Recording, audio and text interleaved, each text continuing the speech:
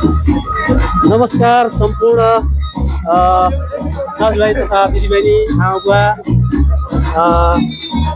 सम्पूर्ण देशवासीमा म राजु भुजेल अहिले म नेपाल होस्टल एसोसिएसन काठमाडौँ जिल्ला कार्य समितिले आयोजना गरेको होस्टल व्यवसायहरूको उपस्थितिमा सम्पूर्ण होस्टल व्यवसायहरूको उपस्थितिमा आयोजना गरिएको नेपाल होस्टल एसोसिएसनले आयोजना गरेको जुन काठमाडौँ जिल्ला कार्य समितिले आयोजना गरेको यो वनभोज कार्यक्रममा छु।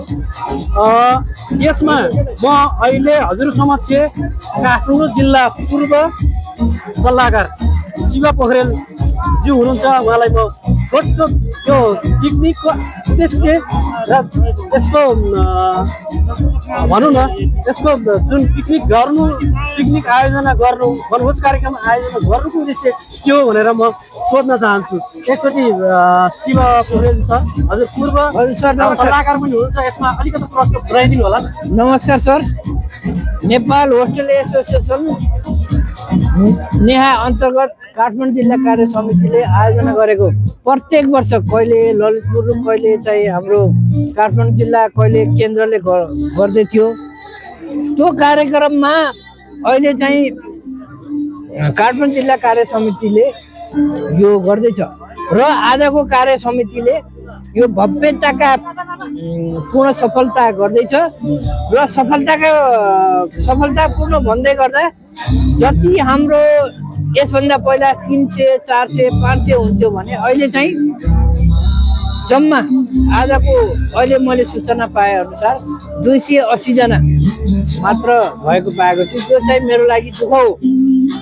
मैले भनेको थिएँ 400 प्लस हुनुपर्छ, तर भए पनि जे भए पनि नभए पनि साथीभाइ व्यवसायहरू हामी पूर्वदेखि पश्चिमदेखि पूर्व सबै मिलेर आएका छौँ। हामी एकबद्धता हुनुपर्छ र म राजु सरको अध्यक्ष हुँदै गर्दा पनि म सल्लाहकार भएको थिएँ। राजु सरलाई मैले सल्लाह दिन सकेँ या सकिनँ त्यो मेरो कमजोरी पनि हुन सक्ला, या सरले मलाई सोध्नुभयो या सोध्नु भएन त्यो पनि मेरो हुनसक्छ।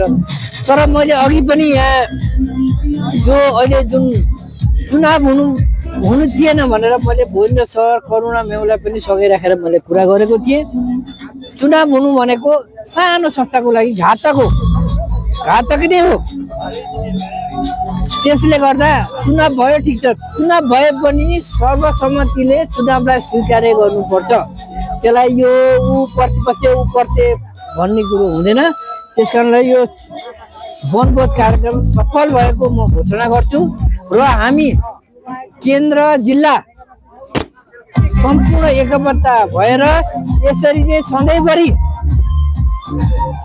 रिसाएका साथी हुन्छन् या खुसी भएका साथी हुन्छन्, एकबद्धता राखेर हामीले अब आउँदो केन्द्र होस् या तपाईँको जिल्ला होस् यसलाई चाहिँ हामीले एक ढिक्का भएर लानुपर्छ भन्ने मेरो सन्देशसहित वनभोज कार्यक्रम हाम्रो सफल भएको घोषणा गर्दछु भन्दै म यहाँबाट बिदा हुन चाहन्छु।